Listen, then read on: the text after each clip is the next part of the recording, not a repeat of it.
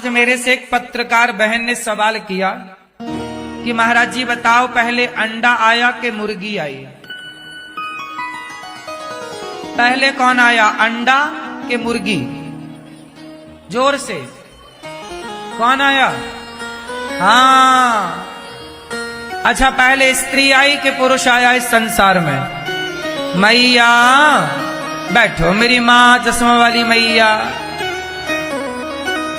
ओ लाला बैठ जाओ प्यारे, बताओ मैया, ओ मैया सुन लो मेरी माँ, बताओ इस संसार में पहले स्त्री आई कि पुरुष? ये मैया बताओ, आप बताओ भैया पहले कौन आया, स्त्री? आप बताओ कौन आया पहले? कोई नहीं, पता नहीं किस रूप में आकर पहले कौन आया? सबसे पहले इस संसार में जब से मैथुनी सृष्टि स्टार्ट भई तो सबसे पहले स्त्री का जन्म हुआ। किसका जन्म हुआ? 3 स्त्रियां आई, आकुति, देवहूति, प्रसूति। 2 बेटे आए, प्रियव्रत, उत्तानपाद। को बच्चे सत्संगी है, बढ़िया बच्चे। किनके हैं ये? बढ़िया, ऐसे माँ बाप होने चाहिए। बच्चों को बचपन से सत्संग में जोड़ना चाहिए। पहले कौन आया? स्त्री आई, फिर पुरुष आया। तो इस सिद्धांत से पहले स्त्री आई मतलब मादा आई, मतलब मुर्गी आई। फिर कौन आया? अंडा। तो आकुति का विवाह रुचि प्रजापति से हुआ, जिनके यहां यज्ञ भगवान हुए। देवहूति माता का विवाह कर्दम ऋषि से हुआ, जिनके यहां 9 बेटियां और 1 बेटा कपिल भगवान हुए। कर्दम जी ब्रह्मा जी के छाया पुत्र हैं। ब्रह्मा जी से प्रकट भय कर्दम जी और इन्होंने तपस्या की। कर्दम जी के पास मनु जी आए, मेरी बेटी से आप विवाह कर लो। कर्दम जी बोले मैं तो जंगल में रहता हूं, मेरी तो स्थितियां, ना बेटी को, आपके बेटी को मैं सुख दे पाऊंगा ना कुछ भी। मैया बैठो मेरी माँ, आप अपने बेटी का विवाह किसी राजकुमार से करो। कहा नहीं, मैं तो अपनी बेटी का विवाह आपसे करूंगा, आप जैसा तपस्वी कौन होगा। पहले के लोग अपनी बेटियां तपस्वियों को देते थे। अच्छा ये बताओ, समाज में दहेज परंपरा है या नहीं है? तो दहेज जो है वो दहेज लेने वाले गलत हैं कि देने वाले गलत हैं? बोलो, ज्यादा गलत कौन है? देना वाला। जब देने वाला देगा तो लेने वाले को दिक्कत क्या है? इसलिए दहेज क्यों चल रहा है इस देश में, इसका जो मूल कारण है वो ये है कि आज लड़की का बाप देखता है कि बस सरकारी नौकरी होनी चाहिए। अच्छा, सरकारी नौकरी वाले ना 20-20 लाख में बिक रहे हैं, 25-25 लाख में। जिसकी बड़ी नौकरी, बड़ा, वो उतना महंगा छोरा है। भले वो 2 कौड़ी का हो, भले शराबी हो, लंपट हो, कोई मतलब नहीं, बस सरकारी नौकर होना चाहिए। फिर 20 लाख 25 लाख में छोरा बिक रहे। अब ये बताओ, मैं लड़की के बाप से सवाल करूं कि तुम ही तो बहुत पैसे वाला, बहुत बड़ी नौकरी वाला तुम ही तो ढूंढ रहे हो। कोई सामान्य लड़का जो अपनी जिंदगी की शुरुआत कर रहा है, मेहनत करके पैसे कमा रहा, छोटा बिजनेस कर रहा, व्यापार कर रहा, उस लड़के का विवाह नहीं हो रहा है आजकल। सब लड़की के बापों को नौकरी वाला छोरा चाहिए। वो तो अच्छा हुआ कि मेरा ब्याह पहले हो गया था, नहीं मैं तो नौकरी करते ही नहीं, मेरा भी नहीं होता। सही, आजकल तो नौकरी वाला चाहिए, हम तो नौकरी करते नहीं है, अब तो होते ही नहीं हमारा। सही है। हमारे ससुर जी ने बड़ी चतुराई से, जिस समय मैं अपने जीवन का स्ट्रगल कर रहा था, मैं अपने जीवन में आगे बढ़ रहा था, उस समय मेरे ससुर जी ने देखा, और उन्होंने ये नहीं देखा किसके पास नौकरी है, नहीं मैं तो नौकरी करता ही नहीं था कभी, पर उन्होंने ये देखा कि ये चल रहा है, मेहनत कर रहा, जो लड़का आज सफल नहीं है लेकिन सफलता की ओर बढ़ रहा है, ईमानदारी से मेहनत कर रहा है, वो आज सफल नहीं है, लेकिन पहचानो हीरा जब खदान से निकलता है ना, चमकता नहीं है, उसे तो फिर तराशना पड़ता है तब ना निखरता है। ऐसे ही आज भी समाज में ऐसे लड़के हैं जो अपनी मेहनत के बल पर अपने आप को आगे ले जा रहे हैं और उनका विवाह नहीं हो रहा है, क्योंकि सबको सरकारी नौकरी का गाना चल रहा है। क्यों? सबको सरकारी नौकरी चाहिए। इसलिए मैं आपसे प्रार्थना करूं कि आप उन लड़कों से अपनी बेटी का विवाह करिए जो लड़के आज सफल नहीं हैं लेकिन गुटखा नहीं खा रहे हैं, शराब नहीं पी रहे हैं और सही राह पर चल रहे हैं। आज नहीं सफल हैं तो कल सफल होंगे। लेकिन आप लोग बस सरकारी में होना चाहिए, भले वो शराब पीता हो, भले वो पराई औरतों के संग रहता हो। कितना गलत निर्णय है आपका। यदि लड़की का बाप अपनी लड़की गलत आदमी को देना ही बंद कर दे, शराबी है तो ब्याह ना करे कोई बाप, भाई तुम्हारा छोरा बड़े बड़ा आदमी है, शराबी का क्या दीन धर्म, तुमसे ब्याह किया वो 17 की तरफ झांकेगा। शराबी का क्या धर्म होता है? शराबी मतलब शराबी पागल। शराबी का क्या है, कब किसे कैसे देखने लग जाए। इसलिए हर पिता अपनी बेटी का विवाह जान कर करे, चरित्रहीन लड़का ना हो, पड़ताल कर लो पहले, महीने 2 महीने उस लड़के की जासूसी करो, चेक करो उसका पूरा बैकग्राउंड। 2 पैसा कम होगा चलेगा साहब, चरित्रवान होना चाहिए। नशा है तो बेटी तुम्हारी रोएगी। आजकल बहुत सारी लड़कियों की यही तो शिकायत होती है कि मेरे बाप ने ऐसी जगह ब्याह कर दिया, पैसा तो है पर आदमी अच्छा नहीं। क्या करेगी? पैसे खाएगी तुम्हारी बेटी।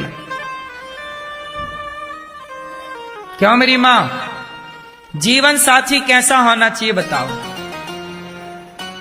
पत्नी कैसी हो, पति कैसा हो? विवाह करने के पहले एक बार तरीके से पड़ताल कर लेना सही है कि गलत है। पानी पियो छान के और विवाह करो। आजकल योग्य लड़के भी हों, उनका ब्याह नहीं हो रहा है, ये बात सही है कि गलत है? पर 2 कौड़ी का सरकारी नौकरी में भी हो तो उसका हो जाता है। बात सही है? पता नहीं लड़की के पिताओं को क्या हो गया। और दहेज इतना, जो जितना ज्यादा दहेज मांगता है उसका उतने जल्दी होता है। लोगों को लगता ना पैसा मांग रहा वही होगा। तुम्हें अब क्या कहें। आज समाज में ऐसे लड़के भी हैं जो कहते हैं कि हमें 1 रुपया नहीं चाहिए, योग्य लड़की चाहिए। उसे योग्य लड़कियां नहीं मिल रही हैं। वो खुद नहीं चाहता दहेज लेना, लेकिन उसका ब्याह नहीं हो रहा। जो मांग रहा है उसके यहां 4 लोग बैठे हैं।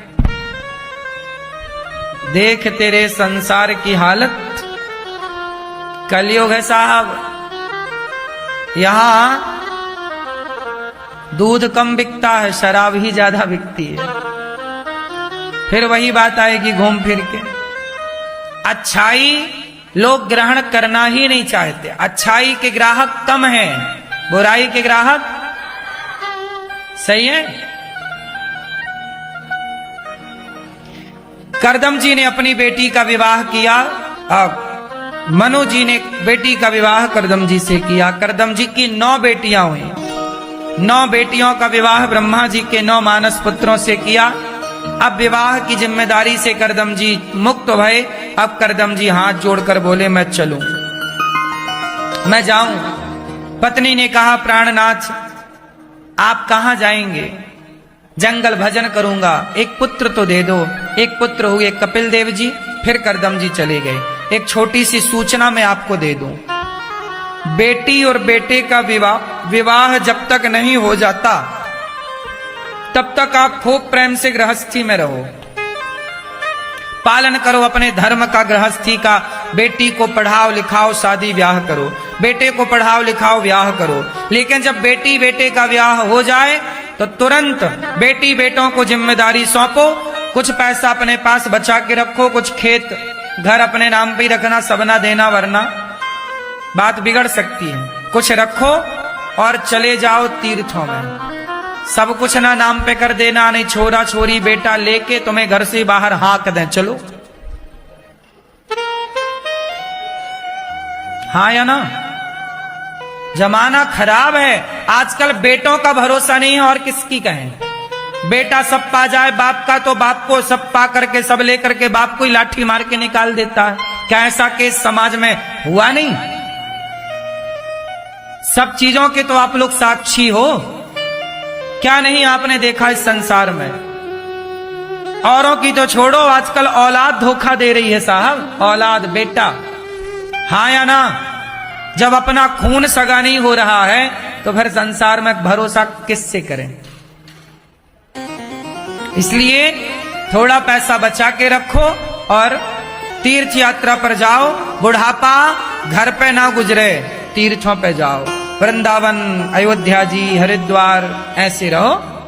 प्रयागराज आ रहा है, 1 महीना वहीं रहो, फिर 1 महीना अयोध्या जी रहो, 1 महीना वृंदावन रहो। ऐसे तीर्थों का भ्रमण करो, सेवा करो आश्रमों में जाके।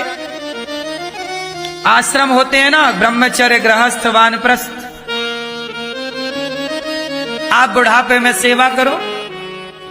पहले के लोग झाड़ू लगाने की सेवा करते थे, साधुओं के यहां जाकर के सेवा, भैया हम यहीं रहेंगे, सत्संग करेंगे, सेवा करेंगे। आजकल झाड़ू लगाने के लिए कोई तैयार नहीं है। अरे बोले झाड़ू लगाएंगे, ये काम दोगे आप? झाड़ू काम छोटा नहीं होता, इसी में तो मार खा गए, इसी में तो नुकसान हुआ।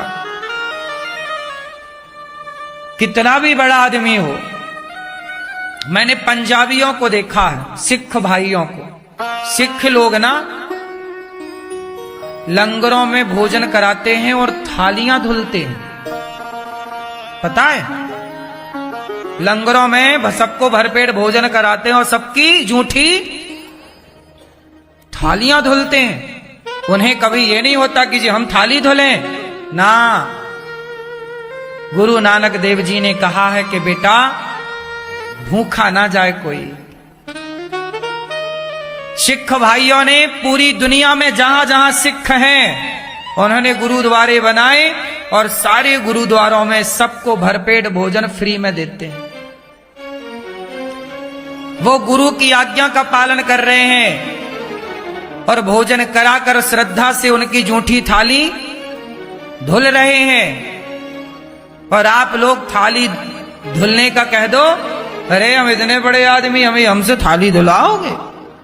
आज हम किसी से कह दें कि भैया गौरी गोपाल आश्रम में जो लंगर चल रहा है, भोजन चल रहा है, जरा थाली की सेवा कर लो, धुल। अरे महाराज क्या बात कर दी आपने, तो हमारा अपमान कर दिया।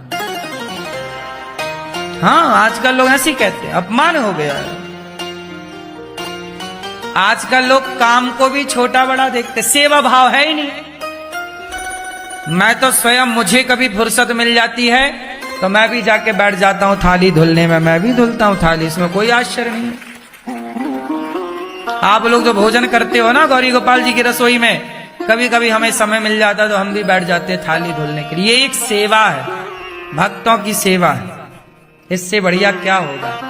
यदि हर काम को सेवा के भाव से किया जाए तो हर काम फल देगा, पर भाव नहीं है ना आजकल लोगों के, भाव नहीं है। झाड़ू लगाना भी एक सेवा है, लेकिन अब सेवा की दृष्टि से कौन देख रहा है? सबको बड़ा बनना है, हनुमान जी क्या करते हैं? राम द्वार पर बैठते हैं। हनुमान जी ने झाड़ू लगाने का काम ले लिया। हनुमान जी झाड़ू लगाते हैं राम के द्वार पर, राम के मंदिर में। आप लोगों ने सेवा को छोटा बना दिया ना, लेकिन ये दास अनिरुद्ध ने सेवा को छोटा नहीं माना। आप लोग माँ बाप के पांव दबाने को छोटा मानते हो। आप लोग माता पिता को के पांव दबाने को बोलो छोटा मानते हो। हम छोटा नहीं मानते, हम तो बड़ा मानते हैं। पांव दबाना बड़ा है, सेवा करना। गलती हो गई मेरी माँ। आजकल लड़के कहां मां के पांव दबा रहे हैं, शर्म आ रही है, क्योंकि वो छोटा मानते हैं। ये छोटा काम। माँ बर्तन धुलती है, मुझे याद है जब मेरी माँ बर्तन धुला करती थी तो मैं भी बैठ जाता था, कभी बर्तन माँ के साथ धुलाता।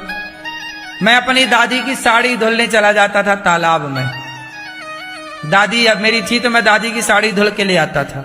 हमारी दादी बूढ़ी थी, तालाब में उस समय नहाने की परंपरा थी। तो मैं दादी नहा के चली जाए तो मैं उसकी साड़ी बोलूं तुम जाओ मैं लेके आता हूं। मैं साड़ी धुलता और दादी की साड़ी मैं धुल के ले जाता, दादी को देता। मुझे याद है मैं सारा काम कर लेता हूं, झाड़ू बर्तन लीपना पोतना सब कर लेता हूं, भोजन बनाना सब कर लेता हूं। मुझे कोई काम छोटा नहीं लगता, सारा काम मैं करता हूं, सारा काम। नाली भी साफ करने का लगे कि ये भरी पड़ी है और कोई नहीं है तो मैं खुद नाली भी साफ कर लूं, क्या दिक्कत है?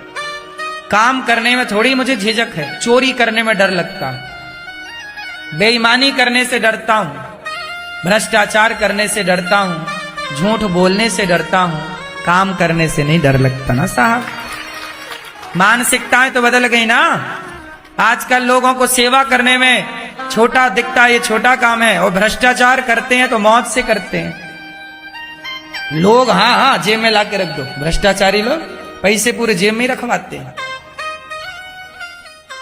फिर गलत काम करने से डरो, अच्छे काम तो करना चाहिए। चार आश्रम है, गृहस्थ वानप्रस्थ ब्रह्मचर्य, गृहस्थ वानप्रस्थ संन्यास। समय निकालो, तीर्थों में जाओ, सेवाएं करो और प्रेम पूर्वक। आजकल हम किसी से सेवा कह दें तो लोग, आप लोग तो देखो ठीक है, पर किसी से कहो ना तो वो करता नहीं। सेवा करना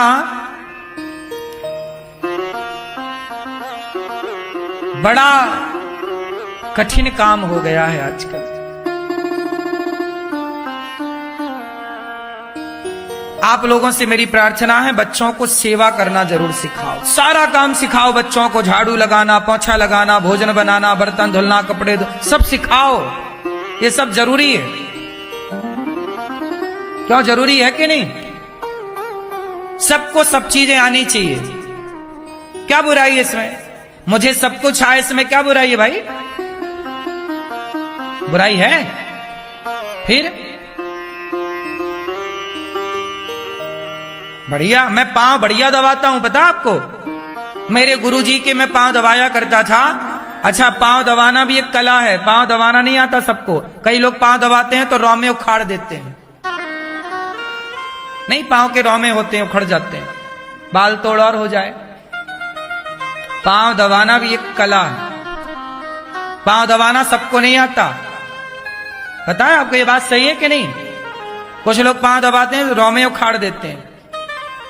मैं पांव दबाता था अपने गुरुजी के, तो मेरे गुरुजी जब तक ये नहीं कह देते थे बस बेटा सो जाओ।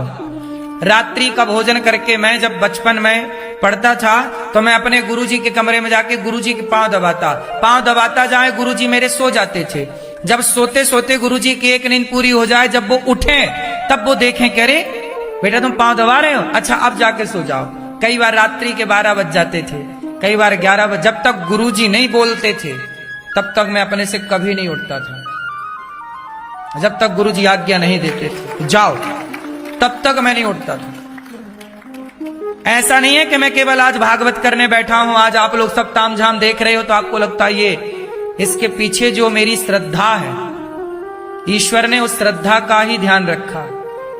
मैंने कभी नीति मेरी गलत नहीं थी और नियत मैंने जो काम किया है ना परफेक्ट किया। पांव भी दबाया है तो तरीके से दबाया, बला नहीं टारी रो रो के, अरे रे पांव दबाया, श्रद्धा से दबाया,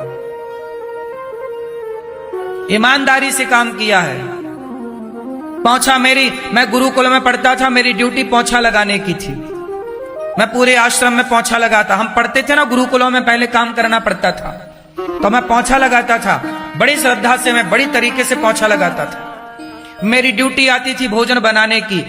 30 विद्यार्थी थे, हर दिन एक विद्यार्थी की ड्यूटी लगती थी। महीने में एक दिन ड्यूटी आती थी भोजन बनाने की, और 400 लोगों का 300 लोगों का भोजन बनाना रहता था। बाकी विद्यार्थी कई बार रोते थे, अरे हमारी ड्यूटी आ गई, रोटी कैसे बनेगी। सहयोग में और भी वहां पे थे, लेकिन जिस दिन मैं ड्यूटी आता था उस दिन जो सहयोगी थे ना वो छुट्टी पे चले जाते थे। जो हलवाई थे वहां पर वो छुट्टी मनाते थे कि आज अनिल की ड्यूटी है। मेरा नाम अनिल था स्कूल का, घर का नाम अन्नू, और गुरुजी ने बाद में नाम दिया अनिरुद्धाचार्य। तो जब मेरी ड्यूटी आती थी ना रोटी बनाने की, तो वो लोग जो हलवाई थे वो छुट्टी पे चले जाते थे कि आज यही बना है। उनको पता था। सब विद्यार्थियों की ड्यूटी लगती थी आटा लगाने की, रोटी बेलने की। मैं एक एक बोरा, एक एक 100 किलो आटा, एक एक कुंटल आटे की रोटी एक बैठक में बेल लेता था। आज भी बेल लेता हूं, रोटी गोल गोल में बेल लेता हूं। सब कुछ आता है, हाँ, गोल रोटी बनाना आता है अपने को। एक बैठक में मैं 100 किलो आटे की रोटियां बेल लेता था, सेक लेता था। दाल 300 लोगों की बना देता था, चावल 300-400 लोगों का बना देता था, सब्जी 300-400 लोगों की बना देता था। और फिर बनाने के बाद सबको परोसता था, सबको खिलाकर फिर खाना होता था। ये गुरुकुल का नियम था, तो हम लोगों ने सब किया है। तो इसलिए जो करते ना विंद, जिस दिन मेरी ड्यूटी आती ना उस दिन की दाल लोग याद करते थे। इतनी बढ़िया दाल बना के मैं सबको खिलाता था। श्रद्धा थी, मैं भोजन भी बनाता था ना तो भाव से श्रद्धा से बनाता था कि ये भगवान के भक्त लोग खाएंगे। तो जिस दिन मेरी ड्यूटी आती थी मैं उस दिन दाल सब्जी तरीके से बनाता था, काम करता था। जो भी था ईमानदारी से। कहीं मैंने काम में बेईमानी नहीं की। पांव दबाने में ना बेईमानी की, ना रोटी बनाने में बेईमानी की, और ना अब गौरी गोपाल आश्रम में आप सब लोग गौरी गोपाल का भोजन प्रसादी पा रहे हो ना, हाँ या ना। आप लोगों ने प्रसाद पाया, चावल पाए थे। कौन सा चावल खाया आप लोगों ने? जो चावल आप लोगों ने खाया वो बासमती का था।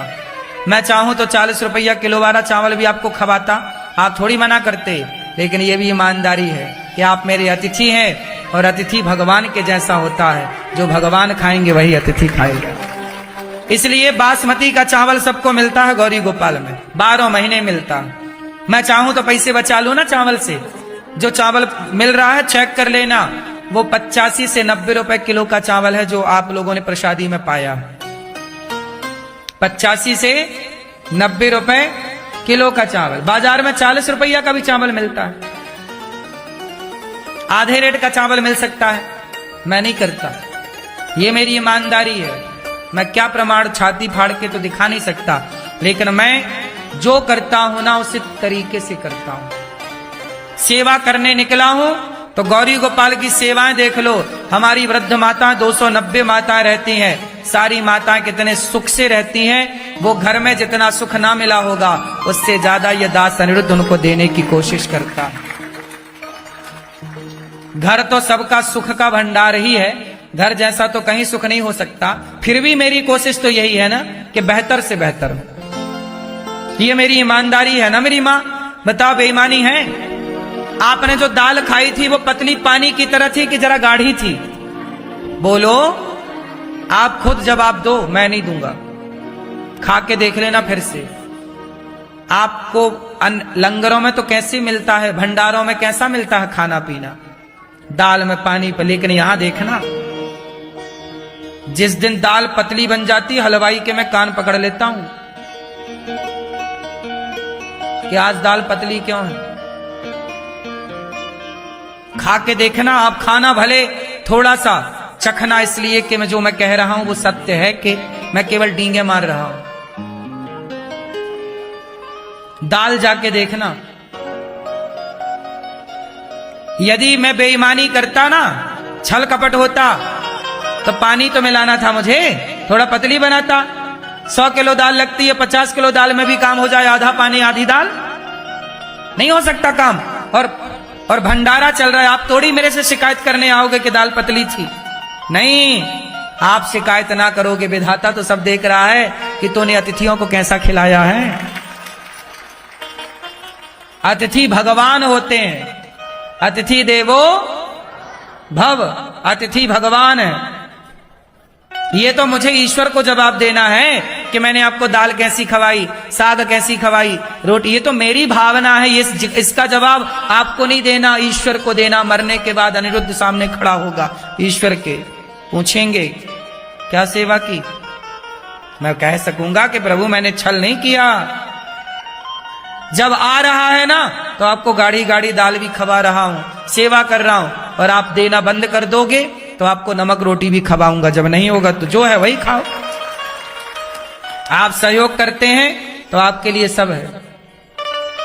मैं कोई अपने जेब से नहीं खर्चा कर रहा हूं, आप लोग सहयोग करते हैं। मेरे तो कोई काम ही नहीं है, बिजनेस व्यापार छोड़िए मेरा कि मैं पैसा कोई कमाता हूं। मैं तो आप सबसे भीख मांग मांग के सेवाएं करता हूं। गौरी गोपाल गुरुकुल में 150 बच्चे पढ़ते हैं। कितने बच्चे पढ़ते हैं? 150 बच्चों का रहना, खाना, पढ़ना, लिखना सब फ्री है। कॉपी किताब सब फ्री है। उन बच्चों के लिए ये दास अनिरुद्ध उनको अच्छी शिक्षा देने के लिए तैयार रहता है। क्या जरूरत थी मुझे ये सब करने की? आपके कितने बच्चे हैं? आपसे सवाल, कितने बच्चे हैं आप लोगों के? किसी के 2, किसी के 3, किसी के 4, किसी के 5, किसी का 1। इतने ही तो बच्चे होंगे आपके, 2, 4, 5, 6। और आप इतने से बच्चों को, 4, 5 बच्चों को, 2, 3 बच्चों को ही पढ़ाते हो, और इन्हीं को पढ़ाते पढ़ाते आपका जीवन जा रहा है। 4, 6 लोगों का परिवार है आपका, 5 लोगों का, 6 लोगों के लिए आप रोटी कमाते हो। लेकिन ये दास 150 बच्चों के लिए कमाता है, 290 माताओं के लिए कमाता है, और वृंदावन से कोई भी भूखा ना जाए इसके लिए कमाता है। और कमाता भी हूं, लेकिन मेरी कमाई में बेईमानी नहीं है। लोग कहते ना ईमानदारी का जमाना नहीं है। साहब, मैं ईमानदारी से जी रहा हूं, कोई बेईमानी कर रहा हूं तो बताइएगा। कहीं आपको मेरी बेईमानी नजर आए तो बताना। आप तो इतने लोग हैं ना, अपनी आंखों से देखो और सुनो। गौरी गोपाल के दरवाजे पूरे खुले हैं सबके लिए। गौरी गोपाल एक ऐसा दरबार है कि पूरा नीचे से ऊपर तक खुला, कहीं दरवाजे में ताला नहीं मिलेगा। देख लो जाके, सब खुला पड़ा है। हाँ या ना? रसोई जाओ, ऊपर जाओ, सब खुला। माताओं के मिलो, माताओं के कमरे में जाओ, सब पूछो। माताओं से भी आप पूछ सकते हैं, बात कर सकते हैं। जो कह रहे हैं अपनी आंखों से देख सकते हैं। प्रत्यक्ष को प्रमाण की जरूरत नहीं होती। मुझे ईमानदारी अपने भीतर, मेरी भीतर ईमानदारी है। मैं बेईमान होता तो बेईमानी कर सकता था, लेकिन उस बेईमानी का जवाब मुझे ईश्वर को देना है। मुझे उस ईमानदारी का जवाब भगवान को देना है। इसलिए मेरी मां, इंसानों से डरने की जरूरत नहीं है। थोड़ा भगवान के आगे खड़े हो सको, मुंह दिखा सको, इस लायक कर्म करना इस धरा पर। सही है?